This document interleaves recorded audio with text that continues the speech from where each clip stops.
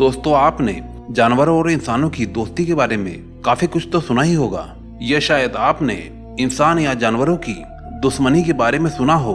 लेकिन दोस्तों, आज हम बात कर रहे हैं एक जानवर की दूसरे जानवर से कट्टर दुश्मनी के बारे में। वो भी कोई मामूली दुश्मनी नहीं, जानी दुश्मनी। जी हाँ दोस्तों, इस एनिमल किंगडम में एक जानवर की दूसरे जानवर से कई ऐसी दुश्मनी होती है कि ये कभी भी एकजुट रह ही नहीं सकते, और ये कभी कभी तो गैंग वार भी कर देते हैं। जब इनकी लड़ाइयाँ होती है तो बहुत ही भयानक मंजर होता है, और इस लड़ाई में सिर्फ एक ही चीज दिखाई देती है, वो मौत है। यहाँ पे जानवर हमेशा एक दूसरे के खून के प्यासे रहते हैं, और मौका मिलते ही अपने दुश्मन पर जानलेवा वार करने से बिल्कुल भी नहीं चूकते। दोस्तों, इस वीडियो को बनाने में काफी मेहनत लगी है। आपको एक लाइक करने में सिर्फ 1 सेकंड लगेगा। प्लीज दोस्तों, लाइक जरूर कर दें। चलिए शुरू करते हैं। Crocodile and anaconda. दोस्तों, एक मगरमच्छ और एनाकोंडा दोनों ही जीव बहुत ही ज्यादा खतरनाक होते हैं, और ये दोनों ही एक दूसरे को देखना पसंद ही नहीं करते। और अगर इनके लड़ाई की बात की जाए तो ये एक दूसरे की जान लेने तक लड़ाई करते रहते हैं। ये एक दूसरे पर ऐसे अटैक करते हैं कि जैसे कि इनकी वर्षों की दुश्मनी हो, और इनकी ये लड़ाई एक भयानक मंजर से बिल्कुल भी कम नहीं होता। क्योंकि दोस्तों, दोनों ही अपनी जगह काफी ताकतवर जीव होते हैं। लेकिन क्या हो अगर आप एक साथ दोनों ही जानवरों को एक ही बाड़े में लड़ने के लिए छोड़ दें? दोस्तों, आपको क्या लगता है इन दोनों में कौन जीतेगा? ये कहना बहुत ही मुश्किल है, क्योंकि दोस्तों, मगरमच्छ के जबड़े और उसका बाइट फोर्स इतना ज्यादा खतरनाक होता है कि और अगर इनके मुंह में एनाकोंडा का कोई भी हिस्सा आ जाए तो ये अपनी एक ही बाइट में एनाकोंडा के 2 टुकड़े कर सकता है। और वहीं दूसरी तरफ एनाकोंडा की बात करें तो अगर उसके लपेटे में ये मगरमच्छ गलती से आ जाए तो शायद मगरमच्छ की चटनी बनने में मिनटों का टाइम नहीं लगेगा, और मगरमच्छ का छूट पाना भी नामुमकिन हो जाएगा। एनाकोंडा के फंदे की ये ग्रिप इतनी ज्यादा मजबूत होती है कि अगर कोई भी जीव इसके चंगुल में फंस जाए तो वो कितना भी शक्तिशाली जानवर क्यों ना हो, ये उसकी हड्डियों को कुछ ही सेकंड में चकनाचूर करने की क्षमता रखता है। आखिर इसमें ये कहना मुश्किल है कि कोई एक जानवर जीत जाए, इसमें कोई भी जीत सकता है। Elephant and rhinoceros. हाथी और गैंडे, ये दोनों ही जानवर भारी भरकम शरीर वाले होते हैं, और इनका रंग भी एक दूसरे से काफी मिलता जुलता है। ज्यादातर मामले में ये दोनों ही जानवर अपने अपने एनवायरनमेंट में शांति से रहना पसंद करते हैं। लेकिन हर एक मेल एलिफेंट के लाइफ में एक दिन ऐसा आता है जब हार्मोनल चेंजेस की वजह से उसके टेस्टोस्टेरोन सामान से 60 गुना बढ़ जाते हैं। ऐसे टाइम पे वो किसी के ऊपर भी हमला करने में उतावले रहते हैं। एलिफेंट के एग्रेशन का सामना बिना डरे सिर्फ राइनोसोरस ही कर सकते हैं। हालांकि सन 2000 में नौजवान हाथियों के एक झुंड ने करीब 36 गैंडों को मौत के घाट उतार दिया था। Killer whale and great white shark. ये नीला समंदर जितना ज्यादा विशाल और गहरा है, इसमें उतने ज्यादा रहस्य भी छिपे हुए हैं। अगर जानवरों के दुश्मनी की बात आती है तो इसमें पानी में रहने वाले जीव भी कहीं पीछे नहीं है। पानी में रहने वाले इस ग्रेट शार्क को सबसे बड़े शिकारी जानवरों में से एक माना जाता है, जो अपने फूड चेन के टॉप प्लेस पर मानी जाती है। वहीं दूसरी तरफ व्हेल बड़ी आकार की और शांत स्वभाव की होती है। ये सच भी है, लेकिन किलर व्हेल्स अपने भोजन के लिए दूसरे पानी के जीवों को मारने के लिए बेहद ही सक्षम होती है। और जब बात समुद्र के ग्रेट किंग व्हाइट शार्क की हो तो ये उसे भी चैलेंज देने से पीछे नहीं हटती है। और अक्सर इनके पीछे की लड़ाई एक ही शिकार का पीछा करने की बहुत ही खास वजह हो जाती है, और जिसकी वजह से ये आपस में बहुत ही भयंकर लड़ाई कर लेते हैं। Mongoose and cobra.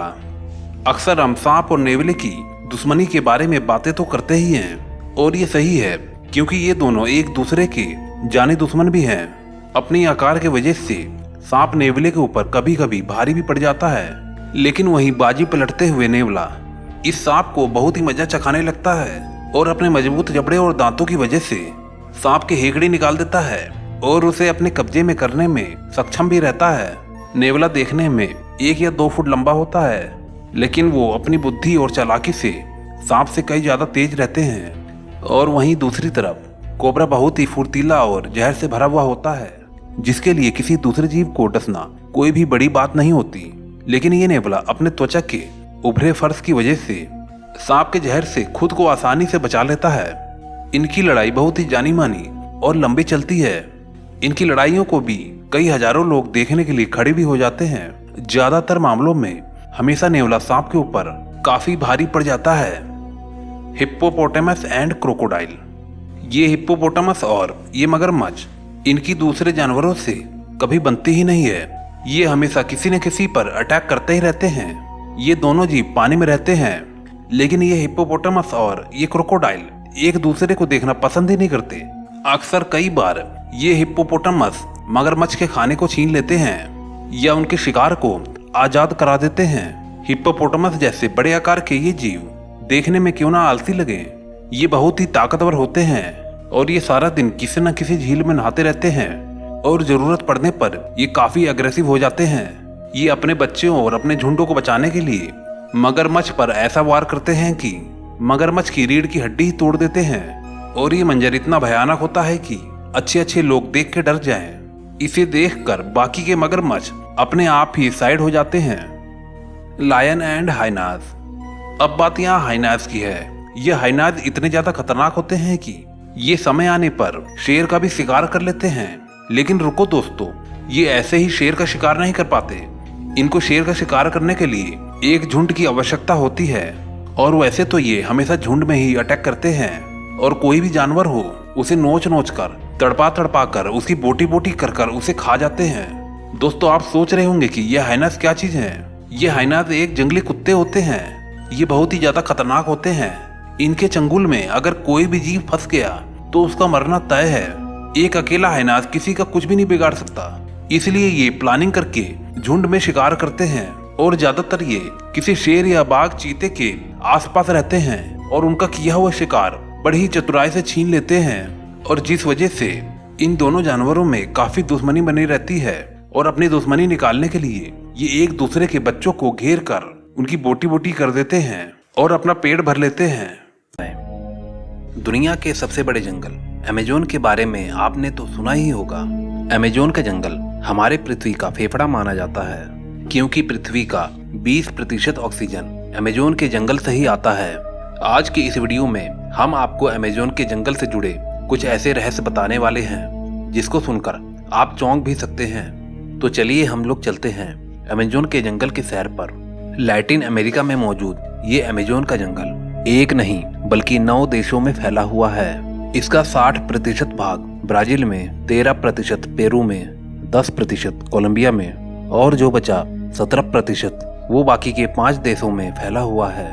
क्या आपको पता है अमेज़न के जंगल में 4 अरब से भी ज्यादा पेड़ मौजूद हैं। ये पेड़ इतने बड़े और घने हैं कि यहाँ की जमीन धूप के लिए भी तरस जाती है, यानी कि कई हिस्सों में सूरज की रोशनी जमीन तक पहुंच ही नहीं पाती है।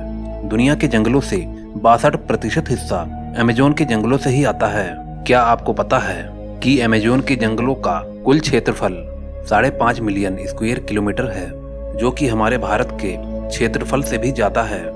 अब आप समझ सकते हैं कि अमेज़न का जंगल कितना ज्यादा विशाल है, जो पूरी पृथ्वी के 4% हिस्से में फैला हुआ है। दोस्तों, अमेज़न की नदी दुनिया की दूसरी सबसे बड़ी नदी है, जो कि 4000 मील लंबी है।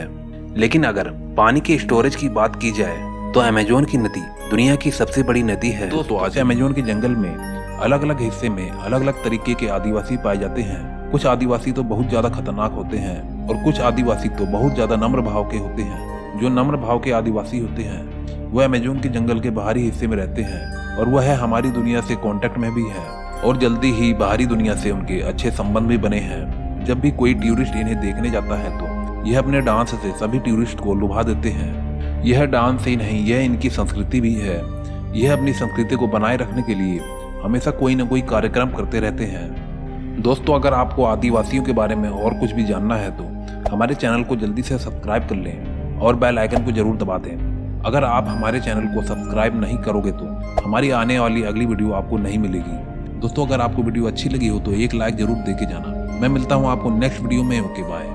दोस्तों, अगर आपको इस वीडियो का पार्ट 2 देखना है तो चैनल को जरूर सब्सक्राइब करें। दोस्तों, इस वीडियो को बनाने में मुझे काफी मेहनत लगी है। आपको एक लाइक करने में सिर्फ 1 सेकंड लगेगा। प्लीज दोस्तों, लाइक किए बिना बिल्कुल भी मत जाना। मैं आपको मिलता हूँ नेक्स्ट वीडियो में। Okay, bye.